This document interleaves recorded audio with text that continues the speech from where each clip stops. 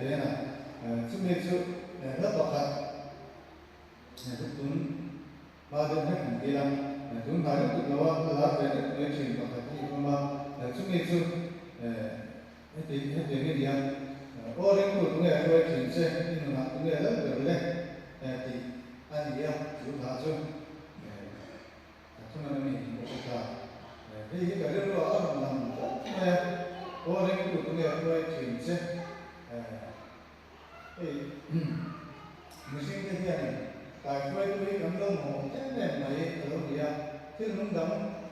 rắn sả tên sả ba tên thiên hướng đấm phô vai cái gì này tại quê tôi em tôi đi cắn vào một vị thì kia đi phát hiện ra nó có thật cắn sả phố trên là xuân đi mình xin sắp rồi xuân sự kia mình tay rồi thì cái phật không nói cô nhớ đi sả ba tên rắn sả tên xuân này anh phát anh tiền độ kia đến phật kia đến phật làm xuân quay chuyển này thiên số rồi có các cô nghe mình sẽ biết học kia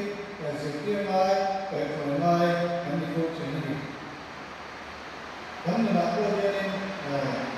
phải phổi này có một cái sắc cái này kia cái xuân này anh xử chỉ là biết cái sự mai cái anh xử cái này anh xử chỉ là tức là cho nên mình xin rằng là đi sự tình đó do the development of the construction now people consume the emphasize and continue to make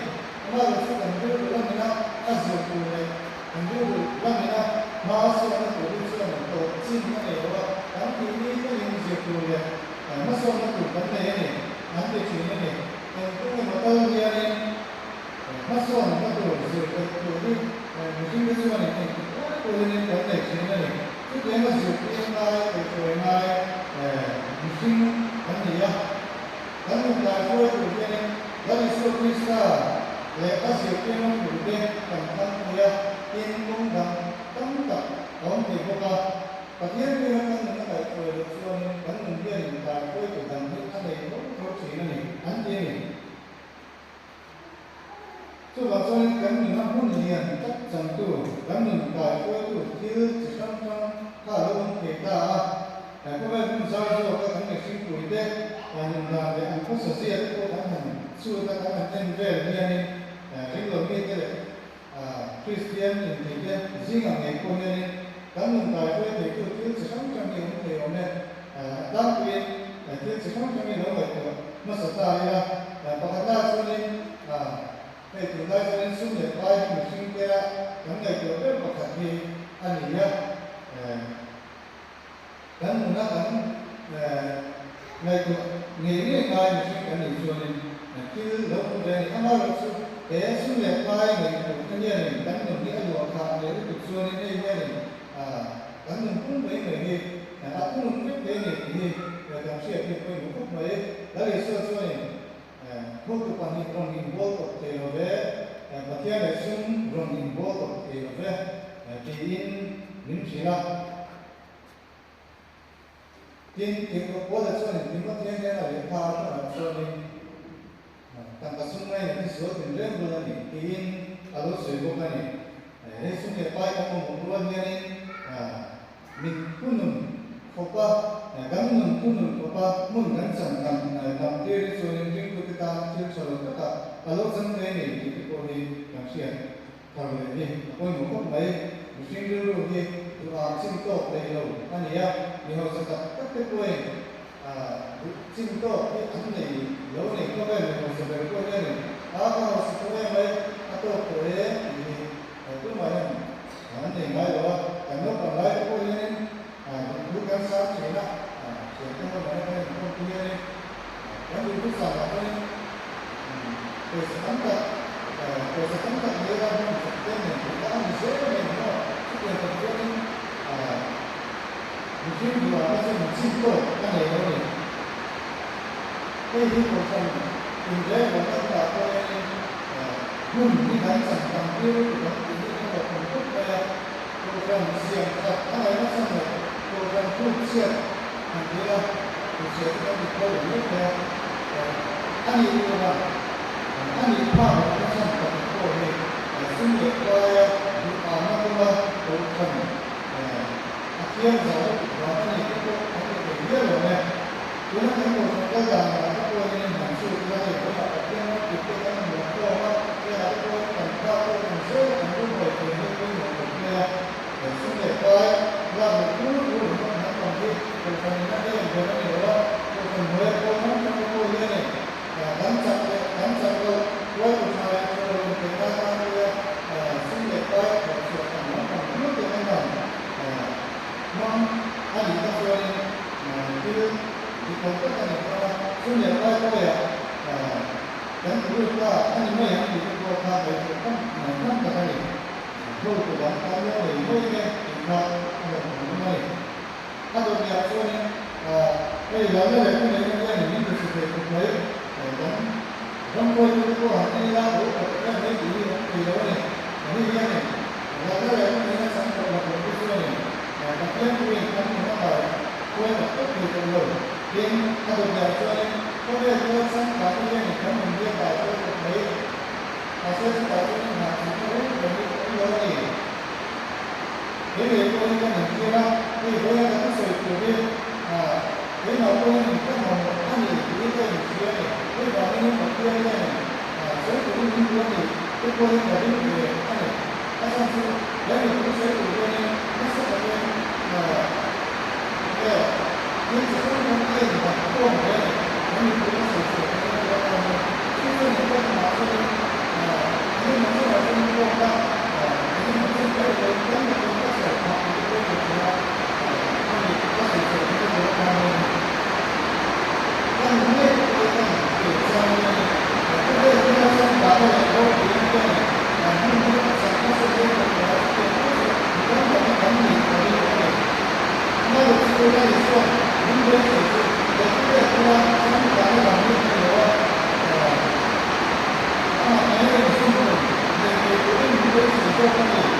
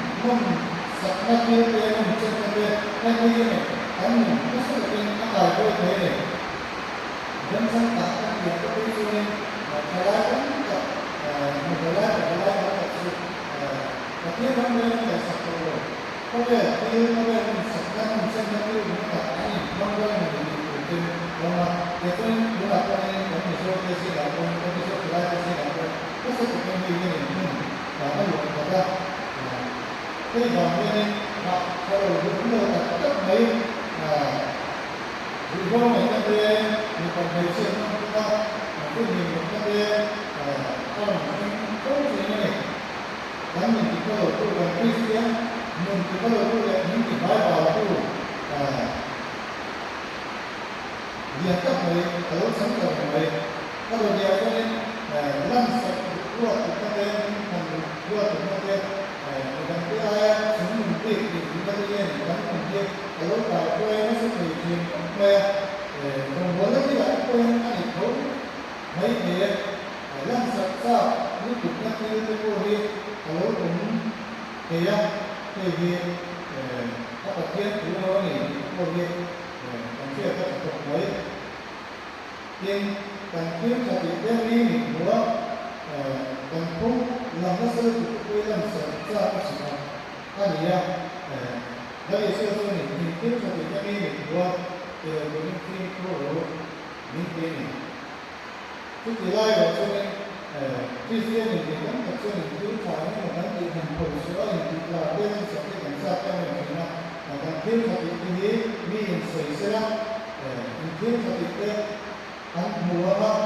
để ta bán miệng sơn nước miếng thì dọc cái bộ cái của cho nên anh thích là đi theo đó cái tiên đồ môi ở trên còn phần thứ là ôn nên đây là sản xuất cái mình đang cái chúng mình ra cái mình mua được của Trung Quốc này cái này cái sản xuất sơn nước còn đang còn chưa mình cao thì không cần mình sẽ các để đối với mình mua sản xuất là Trung Quốc là sản xuất inform từ cái cái này này cái là cái câu này hoặc thật năng thì đối với nó sẽ là cái này thì xịt cái câu này mà nó sẽ là cái inform từ đó số này thì xịt cái câu này hoặc thật là lắm còn đi hoặc thật là còn đi thì thật là lắm còn đi các lần số xong rồi cái này là thì cái câu đấy là và tiếng cái chuyện nó cũng là xong rồi số còn cái thằng đâu thằng này nó biểu lên nên cái vừa sẽ có một số cái này thì cái có thể cái gì chúng ta có khả năng cái điều đấy cái điều đấy cái câu chuyện cái gì đấy mà mình sẽ suy nghĩ về một cái này này thằng tu lệ cao tên thằng đa tên cái chuyện cái chuyện nó đang chuyển đến hiện cái một cái số cái này cái đó cái này chỉ là cái ba cái cái gì ra chúng ta không sử dụng được cái gì là mà mình misalnya kalau pendua dari bisa mengalir kalau pendua supaya tetap dia kan yang lo pendua yang dan sama itu dan sama itu masa kita yang penting nada dan lo yang ada ni mana ada yang berkaitan dengan itu sih yang kita dan sama itu tapi yang mungkin karena lo pun ni kalau kita apa yang masuk lah itu ni itu yang ni karena kami lo yang zona karena muncul karena sebab muncul thì với một cái vấn đề đó là sự cảnh báo đấy và khi cái chuyện nó khẳng định cái chủ đề giải quyết của lao động những giải quyết của liên tới là đánh số nó sẽ cái luật sư hai này cái luật sư ta làm trước mình đây là cùng cái học thế nó còn cái ta giải quyết cái là sao giải quyết ra giải quyết cái một cái đó là sắp cho cái cơ hội thắng gì á trong cái hoạt động của nước này thật tên cái quyết này trước tiên cho nên những sự sáng tạo để có thể khi đánh nhận tài phối về sự sáng tạo ở ông này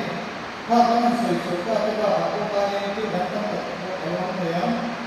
mà được xem cái sự số cái này cái này là sự hạ xuống là giảm là tăng nguồn là những cái điều này tôi nó giống như những cái việc gì này đánh nhận tài phối của ta là gì xưa là nó cái đánh nhận cái ăn được nhiều lắm ở lúc này thì anh không tính cái lúc này cái này đây là số cái không phải cái này mình sẽ cái này cái nó là cái nó tăng thêm những cái đó cái gì á chúng mình nó có tập trung cái nó là cái đó thì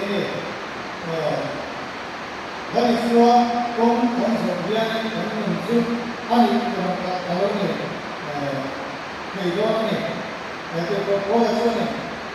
hồi sau là cái tiền nó để là cái tiền nó đây là tôi cho là cái tiền đó là thì là mình cứ nhìn nó dùng đúng của cái sự đó là số cái nhiều cái là số này là số số rất là nhiều đó là số cái là số này những người đó là họ sự đó họ những cái này có đây số เอาสักนั่นเนี่ยมันก็ก็โดยที่เป็นไอ้หน่วยสังกัดทำอย่างเงี้ยสู้เป็นอันนี้ตัวเราก็ไม่เหมือนคุณชอบอันตัวเราก็ไม่เหมือนคุณชอบไม่ได้ที่ตัวสุดก็คือว่าเป็นบ้านเราก็ในลักษณะของเราเนี่ยสุดนะสุดละลักษณะของเราคืออิสราเอลที่สิ่งที่เป็นอยู่เนี่ยเราสังเกตว่าสุดก็คือสุดละคุณเป็นสุดของเราคุณก็คือเราสุดก็คือมาเราสุดที่เดียวกันเราสร้าง Masalah dan semua orang kita semua kita punya kita punya ini punya ini kalau kita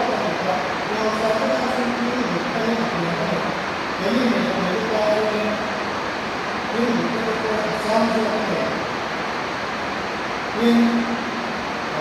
dari semua dari kita semua kalau orang yang jadi orang yang semua yang ini semua Kita bukan kita berdoa untuk bersama dan berdoa dan berdoa. In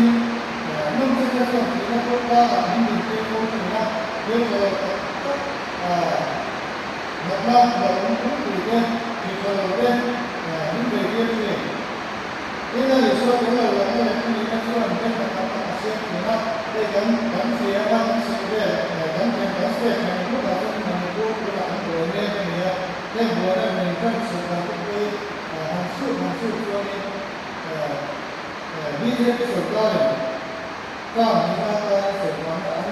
chẳng chia hai hàng cái tiền chứ mất số mất hàng tiền rồi và sẽ từ ta đi là cái này ta được cho ăn thì ta cũng cái thì ta đi mất số và cái này mình chia mà sẽ từ số mình được đơn giản là bắt đầu vào trong những ngày kita ada Kristen yang mereka kalau sultan ini, itu ni mungkin mungkin macam tu, bagian dulu dari suatu sahaja politis itu boleh gambar dan itu boleh apa yang itu yang jiran itu kan orang itu boleh macam mana, jadi orang ini dari suatu Anong dati kita soalnya, kalau yang ada itu, ni kalau itu berdua, dari sini nanti, anda dari sini ni, pun kaya, pun kalau anspeka, sudah yang mana tinggal ni, semua baik rumah tu, ini dia, ni dari suatu, ani konsumen, dari suatu mana, ani hay có sự thì mình cũng đang dùng coi là lý do là lý do cho này độ tiền của nó thì nó không lẽ cái là một sự là cái mà cái vấn đề đó là lý do cho riêng của nó này cũng là cho nên là lý do cho con mong muốn này thì là lý do của nó này thì cho nên mắc này của tôi là lý do này cho nên mình đang hoàn thành ở đó này thì nó này Bagian sini, kamu tak boleh hai dia mari saya siapkan siapa sah sempurna kemudian sah sempurna kemudian saya siapkan siapa kemudian itu dia lah bagian yang boleh kecuali mungkin lima mungkin atau lebih sehingga dia mungkin kita ni bagian ni pun buat sakit ada di sana, bukan pasal ni, pasal ni saya cina. Tapi ni mungkin tu orang tu ni kalau kita ni susun masa, itu ada saya ni pun ada. Kalau dia soal ni kita ni tu mana pasal ni kalau dia ni dia kecil orang. Amal ni kita ni kongsa, dan sekolah kan kongsa. Ni orang sekolah ni, ni orang sekolah ni. Ni masalah hukum sudah mungkin orang macam dia orang komunikasi dan sekolah ni. Kita akan ingat boleh ni. So dasar ni, bagian ni kami buat sekolah kan mungkin dia tujuan ni. Dia mari ni, dia mari ni ni. Patien cái rồi na cảm ơn một chỉ nó đi Patien số này cần cái cũng chọn một cái sự thật nhưng cần công sự ở lâu thì lâu thì cái cần có một cái nghề từ cái lời sẽ của cái chính mình mình chính cái cần thiết ai xin cái này mình thiết sẽ cái này cái cô mình chính cái cô này cần đau cái một cần tu để pha cái công việc của anh sống cho nên anh có còn muốn được cái năng suất sạch để anh chút kiếm gì nó nghề rồi nói đi nói là các tiếng ấy mình xua lên các tiếng ấy mình mất xua lên cái lúc nào xua lên thì nó ai ấy xua về đó thì cái gắn xua chuyển các tiếng ấy có sạch mình xua lên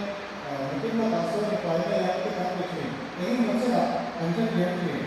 gắn một kiếm chuyển này mà lúc xua xua xua xua ai chia để việc xua lên đầu tiên này càng mất nó còn muốn tủ càng công sự lai thì lực xua lên càng mất nó còn muốn tủ tủ đi mình việc chuyển sự này là chiều ní vào cho nên càng hoa khi nó không là mình nó không như có bọt sẽ mình nó sẽ không có luôn thì mà nên mình nó không các thành tiền như của ta là kia để của nó cũng các thành tiền chế là đi quên một em này tôi có đặt cho nên đây là cho nên mình nghe một cái việc không được không sống sót từ cái này là từ đâu để mà nó thực hiện siêu không từ ba qua để mà nó thực hiện siêu các này ăn siêu được luôn thì cho nên họ làm ra cho nên muốn thì xây tin sao phần không đẹp là những trang liệu các bạn ai để mình từ sự là các cộng chia như họ làm cho nên những điểm tự nhiên mình chia ra cái câu nói đầu tiên của tổng thống chia các dự kiện chia các những cái mình suy rất có được sản xuất mình chia thì các thiên cho mình điểm mà cho vậy các mình tạo ra được cái đó là sự thật là các mình tạo ra được cái các mình không thấy cái gì rất là đủ cái đó là sự thật đủ cái mà mình làm thì cho nên chúng ta mình học chúng ta không để nó bị cái không muốn ra nó để cái đồ này chúng ta sẽ về và còn các gia đình sản xuất